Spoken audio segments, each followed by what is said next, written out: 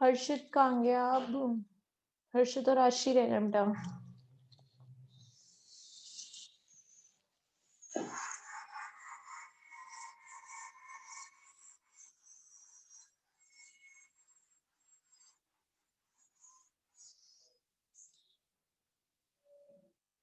देखिए मैंने क्या कहा, आर की वैल्यू 1 आ गई।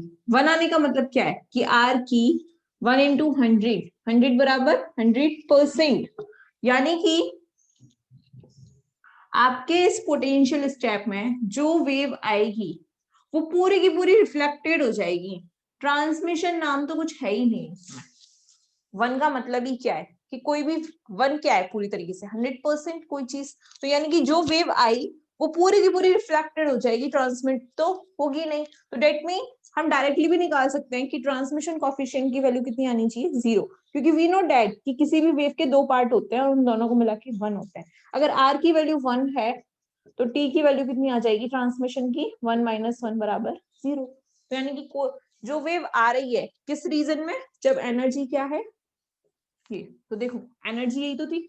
अब आप खुद सोचिए, पोटेंशियल इतना है, एनर्जी इतनी सी है, एनर्जी इतनी सी है, तो नॉर्मल सी बात है जब एनर्जी उस वेव की है ही नहीं कि वो उस पोटेंशियल को पार कर सके, पोटेंशियल से बाहर निकल सके, तो डेट मीन जितनी भी वेव आ रही है वो पूरी की पूरी रिफ्लेक्टेड हो जाएगी और ट्रांसमिशन उसमें होगा ही नहीं। तो जब ट्रांसमिट नहीं होगा तो ट्रांसमिशन कॉफिशिएंट की वैल्यू क्या आनी चाहिए, 0। तो ये तो हमने R इक्वल्स टू 1 आया है इसलिए ट्रांसमिशन कॉफिशिएंट की वैल्यू 0 मान ली, बट रियलिटी में ऐसा होता है या नहीं वो हम देखेंगे डेरिवेशन के थ्रू। ठीक है, तो देखिए साई फर्स्ट तो आपको मेरे को पता था, साई फर्स्ट में 2 पार्ट आए थे, ए ई की पावर आयोटा के एक्स प्लस बी ई की पावर में माइनस आयोटा के एक्स। तो आपने इसको तो इंसिडेंट बोल दिया, इसको क्या बोल दिया, reflected.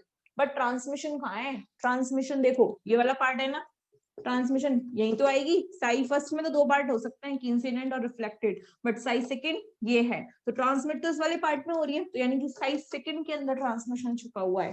That mean Sai second कितना था आपको पता है ऑलरेडी, डी ई की पावर माइनस अल्फा एक्स, ये आपका साई सेकंड था कि नहीं। ठीक है, तो दैट मीन ये जो पार्ट है ये डी ई की पावर माइनस एक्स, ये क्या है आपका ट्रांसमिटेड वेव फंक्शन, ये क्या है आपका ट्रांसमिटेड वेव फंक्शन। ठीक है, तो अगर ये ट्रांसमिटेड वेव फंक्शन है तो अब हम फिर से क्या करेंगे, transmission probability density find out करेंगे। तो r इक्वल्स टू 1 होने का मतलब तो मैंने आपको बता दिया कि पूरी की पूरी वेव जो आ रही है वो पूरी की पूरी क्या हो जानी चाहिए, रिफ्लेक्टेड हो जानी चाहिए according to probability current density की। बट रियलिटी में ऐसा होता है या नहीं वो हम देखेंगे। ठीक है, तो देखिए अब हम निकालेंगे, अब हम निकालेंगे क्या, transmitted current density J T, J T निकालेंगे। तो जे टी के लिए साई पता है आपको कितना है, डी ई की पावर में minus alpha x. Sai star कितना हो जाएगा, साई स्टार भी इतना ही होगा, क्यों, क्योंकि यहाँ पे आयोटा है ही नहीं, यहाँ आयोटा है ही नहीं, तो जब आयोटा है ही नहीं तो आयोटा ना होने की वजह से जो साई है वही क्या हो जाएगा आपका, साई स्टार हो जाएगा ना। तो जब वही साई स्टार हो जाएगा तो देखिए इसको सॉल्व करते हैं। ठीक है, तो देखिए J T H cross upon 2m iota psi star delta psi minus psi delta psi star, यही तो होता है। तो देखिए जी टी बराबर H cross upon 2m iota psi star कितना है, डी ई की पावर माइनस अल्फा एक्स, फिर del over del X, psi की जगह दोबारा से डी ई की पावर माइनस अल्फा एक्स। ठीक है, माइनस साई कितना है, डी ई की power minus alpha x, del upon del x D E की पावर माइनस अल्फा एक्स। क्या ये दोनों चीज सेम है, यस ये सेम है, तो एक दूसरे को कैंसिल कर देंगे, कैंसिल कर दिया तो जे टी कितना आ गया, 0, जे टी कितना आ गया, 0। तो जब जे टी 0 है तो टी इक्वल्स टू कितना हो जाएगा, ट्रांसमिटेड करंट डेंसिटी, देखिए टी इक्वल्स टू क्या होगा, transmitted current density upon incident current density. तो जी टी की वैल्यू 0 है तो जे आई की वैल्यू आपको पता है वैसे तो ए स्क्वायर वी थी, बट कुछ भी हो कोई फर्क नहीं पड़ता, टी तो हमेशा क्या आएगा 0 ही आएगा। तो यानी कि E is less than V0 region में पूरी की पूरी वेव रिफ्लेक्टेड हो जाती है, ट्रांसमिटेड नहीं होती। ये तो किसके थ्रू पता चल रहा है हमें, इस कॉन्सेप्ट के थ्रू।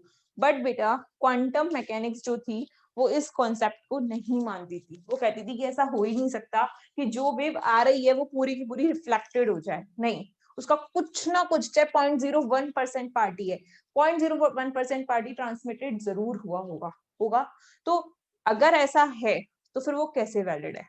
ठीक है, मैंने क्या कहा, क्वांटम थ्योरी इस चीज को नहीं मानती कि जो वेव आ रही है वो पूरी की पूरी रिफ्लेक्टेड हो जाए और ट्रांसमिटेड हो ही नहीं, चाहे उसका 0.00001% पार्ट ही ट्रांसमिटेड हुआ होगा, बट डेफिनेटली हुआ होगा। तो उन्होंने अपनी एक्सप्लेनेशन थ्योरी दी। ठीक है, तो क्वांटम मैकेनिक्स के अकॉर्डिंग एक्सप्लेनेशन कैसे थी वो मैं बताती हूँ। तो ये तो आ गया T equals to 0, but quantum mechanics की एक्सप्लेनेशन, तो देखिए क्वांटम मैकेनिक्स की एक्सप्लेनेशन कैसे होती है।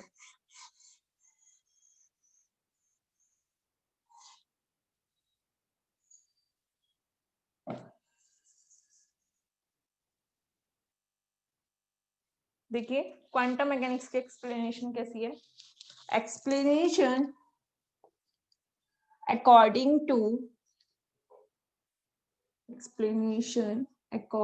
to quantum mechanics. Quantum mechanics क्या एक्सप्लेन कर दिया, क्वांटम मैकेनिक्स कहती है कि t is not equal to 0, t की वैल्यू 0 नहीं होनी चाहिए, t का कुछ ना कुछ पार्ट ट्रांसमिटेड जरूर होना चाहिए।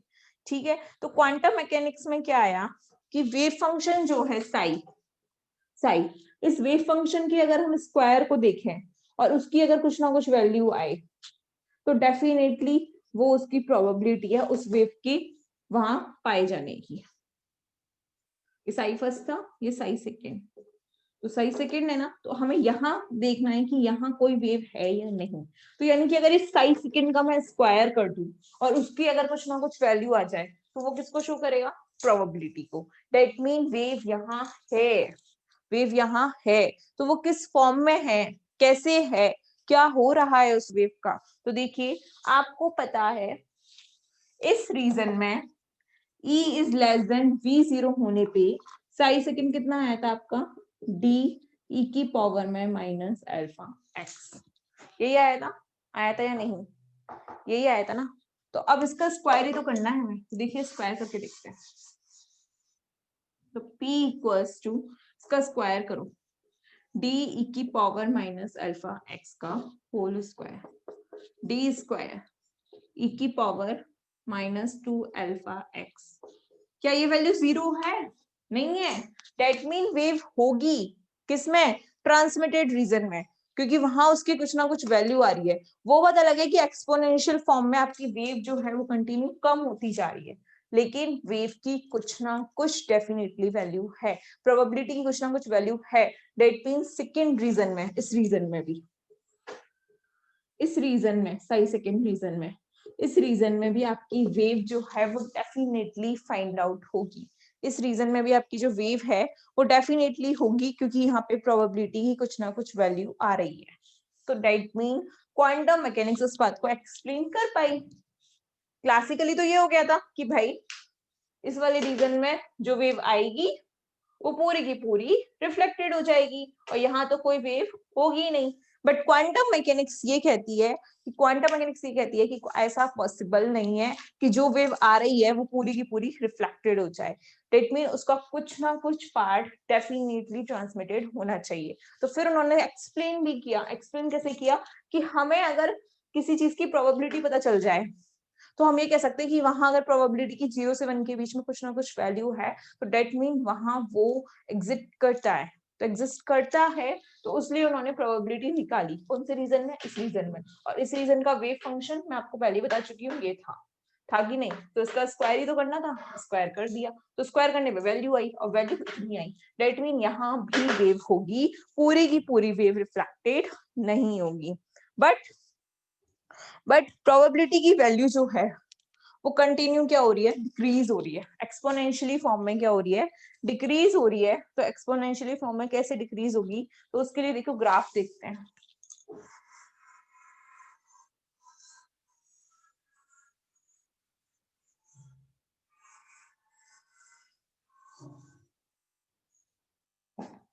ठीक है,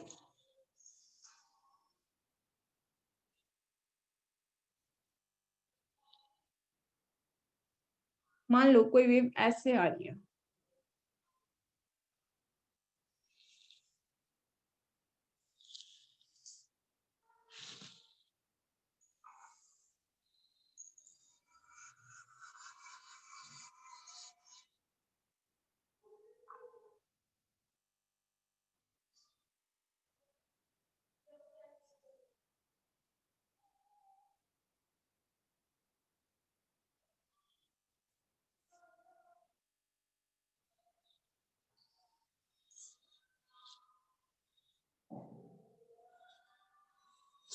ये इसका मैक्सिमम पोटेंशियल को शो करता है V0। ये साई फर्स्ट रीजन है और ये साई सेकेंड रीजन है। वेव यहाँ तो ऐसी है पूरी फॉर्म में, लेकिन यहाँ आते आते सेकेंड रीजन में कैसी है, एक्सपोनेंशियली डिक्रीज हो रही है, एक्सपोनेंशियली डिक्रीज हो रही है, क्योंकि आपके पास प्रोबेबिलिटी कितनी आई है, d² e की power -2 alpha x, exponentially decrease हो रही है इस रीजन में, तो इसलिए ये कैसी है, एक्सपोनेंशियली इस फॉर्म में आ जाएगी। ओके, तो ये हो गया आपका प्रूफ, किसके लिए, E less than V0 condition में, कि अगर पार्टिकल के पास एनर्जी उसके पोटेंशियल से कम है तो क्या क्या होगा, तो आपकी इंसिडेंट करंट डेंसिटी कितनी है, रिफ्लेक्टेड करंट डेंसिटी कितनी है, और आपकी ट्रांसमिटेड करंट डेंसिटी कितनी है। ये तो हमने E लेस देन V0 के लिए निकाली। अब आता है पोटेंशियल स्टेप में ही केस सेकंड। तो जिनको केस फर्स्ट नहीं आया है समझ में, वो अपना केस सेकंड और अच्छे से क्लियर कर ले, तो उससे क्या होगा, आपका केस सेकंड अगर आ जाता है तो केस फर्स्ट अपने आप हो जाता है, और जिसका केस फर्स्ट हो गया है अच्छे से, उसे केस सेकंड अपने आप आ जाएगा। केवल एक प्रॉब्लम है कि E लेस देन V0 और E is greater than V0, वो कैसे होगा। ठीक है, तो अब केस फर्स्ट तो आपका हो गया, नाउ अब केस सेकंड। केस सेकंड में मैं थोड़ा सा ही बताऊंगी, कल बताऊंगी फिर मैं। ठीक है, देखिए, तो ये तो आपका पोटेंशियल स्टेप के लिए केस फर्स्ट खत्म हो गया। ठीक है, तो देखिए केस सेकंड, मैं फिर कह रही हूँ, केस फर्स्ट नहीं आया है समझ में तो केस सेकंड समझ लेना, एक ही बात है, E is greater than V0। देखिए,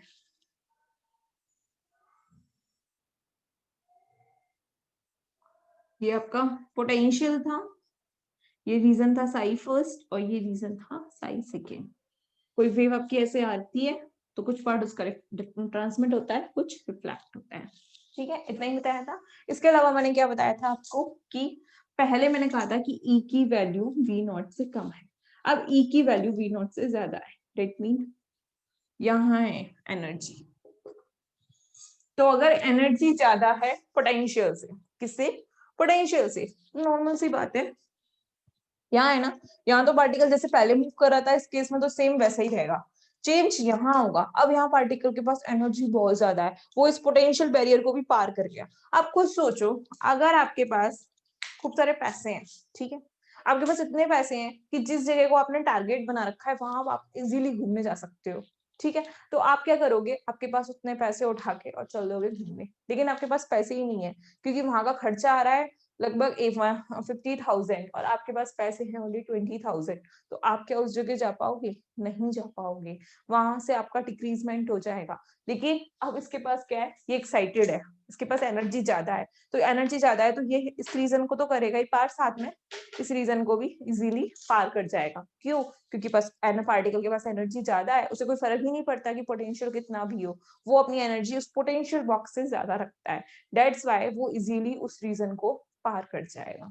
अब मैंने आपको कहा था कि किसी भी चीज की स्टार्टिंग जो है वो किससे करते हैं हम, टाइम इंडिपेंडेंट श्रोडिंगर इक्वेशन। तो श्रोडिंगर इक्वेशन आप लोगों को याद ही है, क्या होती है, देखिए,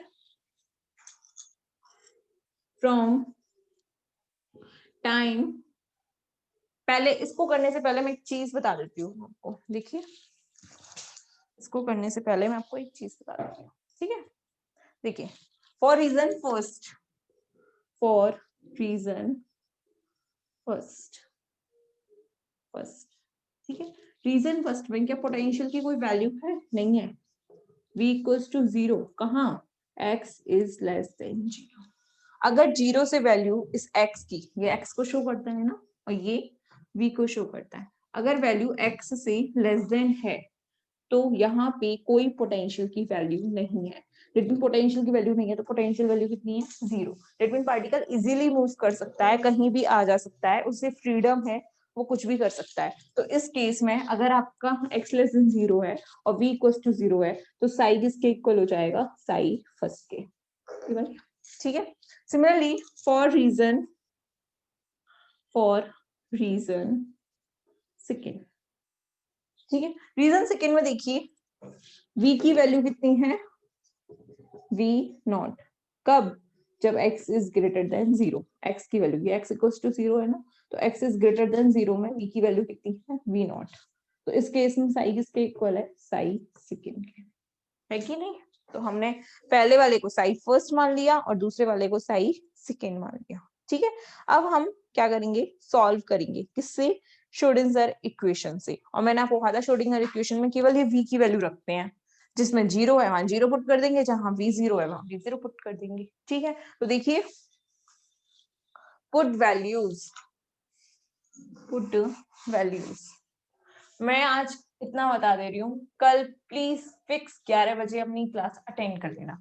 क्यों? क्योंकि अगर आपने ये टॉपिक मिस कर दिया तो मुझे नहीं पता पहले वाला टॉपिक कितने लोगों ने ज्वाइन किया और कितने ने नहीं किया है, लेकिन अगर आप ये टॉपिक ज्वाइन कर लेते हो ना तो पोटेंशियल स्टेप का केस फर्स्ट आपको अगेन अच्छे से आ जाएगा, उसमें कोई प्रॉब्लम नहीं है, ठीक है। तो इसलिए मैं बोल रही हूँ कल क्लास जैसे ऋतिक ज्वाइन कर लेता है ना 11 बजे फिक्स, ऐसे ही आप लोगों को ज्वाइन करनी है फिक्स 11 बजे, ठीक है। क्योंकि पता है फिर मुझे बैठना पड़ता है और मैं कल वेट नहीं करूंगी, कल मेरे को टॉपिक ही कंप्लीट कराना है, दैट्स वाई मैं पूरा टॉपिक कंप्लीट कराने की वजह से स्टार्टिंग 11:02 या 11:05 से मैं फाइनली स्टार्ट कर दूंगी।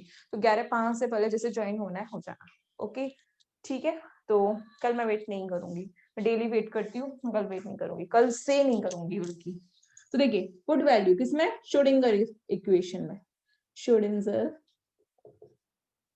इक्वेशन क्या होती है? श्रोडिंगर इक्वेशन माइनस का h cross upon 2m delta square Sai plus v Sai बराबर e साई, यही तो होता है। Total energy plus potential energy plus kinetic energy, ये होती है आपकी श्रोडिंगर इक्वेशन।